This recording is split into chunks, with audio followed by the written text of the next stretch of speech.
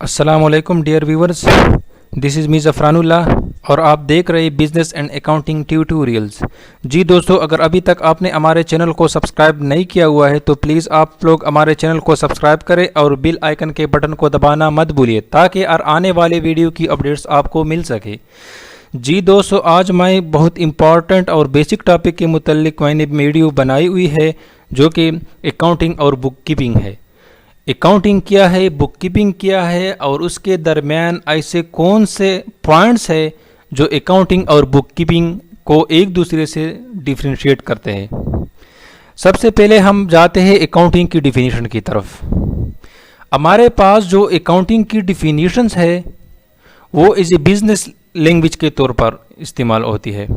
ये एक communication tool का नाम है जो कि फाइनेंशियल या मॉनेटरी इंफॉर्मेशन को अपने स्टेक होल्डर तक फाइनेंशियल स्टेटमेंट्स की शक्ल में पहुंचाती है। क्योंकि अगर हमारे पास अकाउंटिंग नहीं होता तो हम अपने स्टेक होल्डर तक फाइनेंशियल इंफॉर्मेशन को नहीं पहुंचा सकते। इसलिए हम कह सकते हैं कि अकाउंटिंग जो हमारे पास मौजूद होता है ये स्टेक होल्डर तक फाइनेंशियल इंफॉर्मेशन पहुंचाने का एक आसान सा तरीका है और एक ज़रिया है, क्योंकि अकाउंटिंग के बगैर हम अपने कंसर्न पार्टी तक ये इंफॉर्मेशन नहीं पहुंचा सकते।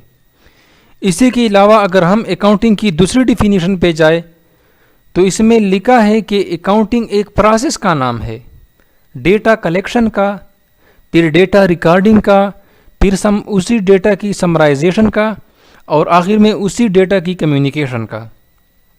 तो इस डिफिनीशन से हम देख सकते हैं कि अकाउंटिंग जो हमारे पास मौजूद है ये 4 स्टेजेस पे मुश्तमिल होता है, जिसमें सबसे पहला जो स्टेज है वो कलेक्टिंग द इंफॉर्मेशन का है। यानी इसी स्टेज में हम डेटा कलेक्ट करते हैं, चाहे वो सेल्स के मुतल्लिक हो, परचेज के मुतल्लिक हो या कोई अदर फाइनेंशियल ट्रांजैक्शन हो। यानी जिसका फाइनेंशियल ट्रांजैक्शन का ये मतलब होता है जिसका फर्म या कंपनी के लिए कोई फाइनेंशियल इम्पैक्ट होता है, जिससे कंपनीज की फाइनेंशियल वैल्यू में इंक्रीज या डिक्रीज आती है, उसी को हम फाइनेंशियल ट्रांजैक्शन कहते हैं। तो जितने भी फाइनेंशियल ट्रांजैक्शन होते हैं इसी फेज में हम उसी ट्रांजैक्शन को कलेक्ट करते हैं। फिर उसके बाद जो नेक्स्ट स्टेज है वो रिकॉर्डिंग का है। जितने भी डेटा आपने कलेक्ट कर ली, चाहे वो सेल्स के मुतल्लिक हो, परचेज के मुतल्लिक हो या कोई और फाइनेंशियल ट्रांजैक्शन हो, तो इसी स्टेज में हम उसी डेटा को सिस्टमेटिक और क्रोनोलॉजिकल ऑर्डर में मेंटेन करते हैं, रिकॉर्ड करते हैं और इसी रिकॉर्डिंग के फेज को हम बेसिकली बुक कीपिंग कहते हैं। सिस्टमेटिक मैनर का क्या मतलब होता है? आपने एक ख़ास सीक्वेंस से उसी को तैयार करना होता है। यानी फिर फॉर एग्जांपल आपने पहले जर्नल बनाना होता है, फिर ट्रायल लेजर बनाना है, फिर ट्रायल बैलेंस बनाना है। इसी तरह आपने फाइनल अकाउंट तक जाना होता है, क्लोजिंग एंट्री तक। क्रोनोलॉजिकल ऑर्डर का ये मतलब होता है कि जो ट्रांजैक्शन आपके पास होती है वो डेट वाइज होनी चाहिए। डेट वाइज का क्या मतलब है? फॉर एग्जांपल आपके पास एक ट्रांजैक्शन 1 अगस्त यानी 1 अगस्त 2021 को हुआ, दूसरा ट्रांजैक्शन आपके पास 3 अगस्त को हुआ, तो आपने क्रोनोलॉजिकल ऑर्डर के ज़रिए से पहले 1 अगस्त वाली ट्रांजैक्शन रिकॉर्ड करनी है, फिर 3 अगस्त वाली ट्रांजैक्शन रिकॉर्ड करनी और इस तरह आपने नेक्स्ट को रिकॉर्ड करनी है। थर्ड हमारे पास है समराइजेशन द डेटा। जो डेटा आपने रिकॉर्ड कर ली फिर उसी डेटा को अपने अकाउंटिंग के ईयर के एंड पे, अकाउंटिंग पीरियड के एंड पर उसी को एनालाइज करना होता है, समराइज करना होता है। और ये समराइजेशन एक ऐसे तरीके से होनी चाहिए जो हमारे स्टेक होल्डर है उसी को आसानी से समझ में आ सके। और ये समराइजेशन किस फॉर्म में होती है? ये फाइनेंशियल स्टेटमेंट्स या फाइनेंशियल रिपोर्ट की शक्ल में होती है, जो हमारे पास बेसिकली 4 किस्म के होते हैं, जिसमें हमारे पास इनकम स्टेटमेंट है, बैलेंस शीट्स है, चेंज इन इक्विटी स्टेटमेंट्स है, एक्सेट्रा। फाइनल फेज अकाउंटिंग में हमारे पास कम्युनिकेशन का आता है। कम्युनिकेशन, जो डेटा आपने कलेक्ट कर ली, समराइज कर ली, रिकॉर्ड कर ली, फिर उसी डेटा को अपने स्टेक होल्डर तक या कंसर्न्ड पार्टीज तक कम्युनिकेट करना होता है कि हमारे बिजनेस की ये लुक है, हमारा बिजनेस इसी कंडीशन में जा रहा है, हमारे बिजनेस के लिए फ्यूचर में इतना रिस्क या इतने अपॉर्चुनिटी है। तो अकाउंटिंग जो हमारे पास होता है ये इन्हीं 4 स्टेजेस पे मुश्तमिल होता है, जिसमें फाइनल स्टेज कम्युनिकेशन का है।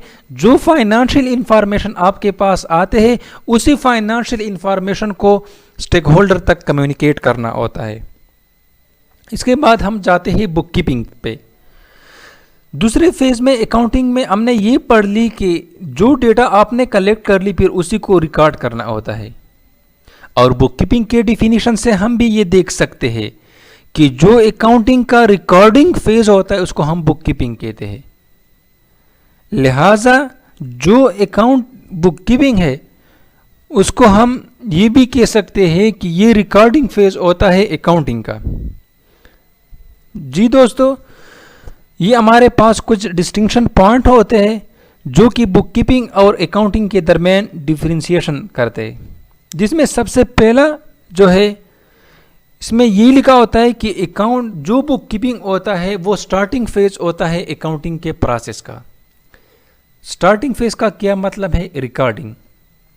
जब आपके पास प्रॉपर रिकॉर्डिंग किसी वोचर या ट्रांजैक्शन की नहीं होती, आप नेक्स्ट स्टेज पे नहीं जा सकते, क्योंकि आपके पास प्रॉपर रिकॉर्ड नहीं है। आप जब रिकॉर्ड नहीं है तो आप क्या चीज़ समराइज करोगे, और स्टेक होल्डर तक क्या चीज़ कम्युनिकेट करोगे। लिहाजा जो बुक कीपिंग होता है वो हमारे पास अकाउंटिंग प्रोसेस का स्टार्टिंग फेज होता है। अकाउंटिंग में क्या होता है? It is the summarization phase of accounting process. क्योंकि बुक कीपिंग में आपने रिकॉर्ड कर ली, फिर अकाउंटिंग में आपने उसी डेटा को समराइज कर लिया। लिहाजा अकाउंटिंग हमारे पास समराइजेशन फेज होता है। सेकंड ऑप्शन पे लिखा होता है, नंबर पे लिखा होता है कि it is the basis of accounting. ये अकाउंटिंग के लिए एक बेस प्रोवाइड करता है, क्योंकि जो बुक कीपिंग हमारे पास आती है इसमें आपने डेटा को रिकॉर्ड करना होता है, और अकाउंटिंग स्टार्ट भी डेटा रिकॉर्डिंग से होती है। जब आपके पास डेटा की रिकॉर्डिंग नहीं होती तो आप समराइजेशन स्टेज पे नहीं जा सकते। लिहाजा बुक कीपिंग अकाउंटिंग के लिए बेसिस फाउंडेशन टूल प्रोवाइड करता है, एज ए फाउंडेशन स्टोन का किरदार अदा करता है। अकाउंटिंग में क्या होता है? It is the basis of business language, यानी अकाउंटिंग को हम बिजनेस लैंग्वेज कंसीडर करते हैं, क्योंकि अकाउंटिंग की फॉर्म में हम फाइनेंशियल स्टेटमेंट की सूरत में अपने स्टेक होल्डर तक बिजनेस की पोजीशन पहुंचाते हैं। थर्ड नंबर पे लिखा होता है कि बुक कीपिंग की कोई ब्रांच नहीं है, क्योंकि ये जस्ट रिकॉर्डिंग का नाम है, और जब रिकॉर्डिंग को आगे समराइजेशन की तरफ लेके जाए तो फिर ये हमारे पास अकाउंटिंग बन जाती है। लिहाजा बुक कीपिंग की कोई ब्रांच वगैरह नहीं है। जबकि अकाउंटिंग के बहुत से ब्रांचेस है, जिसमें फाइनेंशियल अकाउंटिंग शामिल है, कास्ट अकाउंटिंग शामिल है, मैनेजमेंट अकाउंटिंग शामिल है, मैनेजरियल अकाउंटिंग शामिल है, एक्सेट्रा। फोर्थ नंबर पे लिखा होता है कि जो बुक कीपिंग का रिकॉर्ड होता है उसके लिए कोई प्रॉपर स्किल्स या नॉलेज की ज़रूरत नहीं होती, क्योंकि जो इंफॉर्मेशन, जो रिकॉर्डिंग आपने करनी होती है वो एक आम पढ़ा लिखा बंदा कर सकता है, उसके लिए कोई प्रोफेशनल स्किल्स या नॉलेज की ज़रूरत नहीं होती। लेकिन जो अकाउंटिंग का रिकॉर्ड होता है उसके लिए स्पेशल स्किल्स और नॉलेज की ज़रूरत होती है। जो भी बंदा उसे अकाउंटिंग रिकॉर्ड को मेंटेन कर रहा होता है वो अकाउंटिंग या बिजनेस या कॉमर्स की फील्ड से होनी चाहिए, क्योंकि आम बंदे को तो अकाउंटिंग एक प्रोफेशन का नाम है, तो एक प्रोफेशन एक आम बंदा अच्छी तरह नहीं सीख सकता जिसकी बैकग्राउंड अकाउंटिंग वाली ना हो। फिफ्थ नंबर पे लिखा होता है कि जो बुक कीपिंग होता है ये बैला कंपनीज या ऑर्गेनाइजेशन के लिए रिक्वायरमेंट नहीं होती, क्योंकि ये जस्ट रिकॉर्डिंग का नाम है, और रिकॉर्डिंग के बेस पे हम तो कोई डिसीजन वगैरह भी नहीं कर सकते, और उसकी कोई लीगल फॉर्मेलिटी नहीं है कि आपने खामखा बुक कीपिंग मेंटेन करनी होती है। लेकिन जो अकाउंटिंग हमारे पास मौजूद है ये कंपनीज के लिए कंपनीज एक्ट 2017 के मुताबिक एक लीगल फॉर्मेलिटी है। लीगल फॉर्मेलिटी क्यों है? क्योंकि अकाउंटिंग के बगैर आप फाइनेंशियल इंफॉर्मेशन को आप कम्युनिकेट नहीं कर सकते।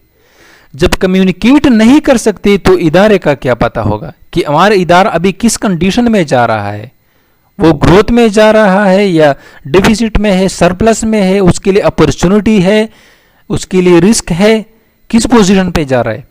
तो अकाउंटिंग कंपनीज एक्ट 2017 के मुताबिक अकाउंटिंग रिकॉर्ड मेंटेन करना कंपनीज के लिए एक लीगल फॉर्मेलिटी है।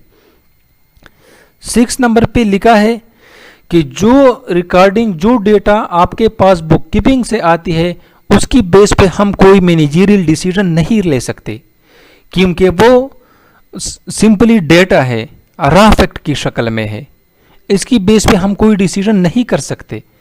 लेकिन जो अकाउंटिंग से आपके पास इंफॉर्मेशन आती है उसके बेस पे हम मैनेजरियल डिसीजन ले सकते हैं, क्योंकि पहले आपने उसी डेटा को कलेक्ट कर ली, फिर रिकॉर्ड कर ली, फिर उसी डेटा की एनालाइजेशन आपने कर ली, फिर समराइज कर ली और फाइनेंशियल स्टेटमेंट्स की शक्ल में, फाइनेंशियल रिपोर्ट की शक्ल में आपने ये कम्युनिकेट कर ली।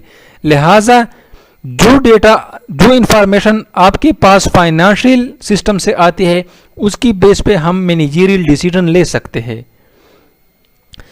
7 नंबर पे लिखा होता है कि जो बंदा एक बुक कीपिंग की रिकॉर्ड को मेंटेन कर रहा होता है उसको हम बुक कीपर कहते हैं, लेकिन जो बंदा अकाउंटिंग की रिकॉर्ड को मेंटेन करता है उसको हम अकाउंटेंट कहते हैं। जी दोस्तों, ये कुछ पॉइंट्स से जो कि अकाउंटिंग और बुक कीपिंग के दरमियान डिफरेंशिएशन के तौर पे इस्तेमाल होते हैं।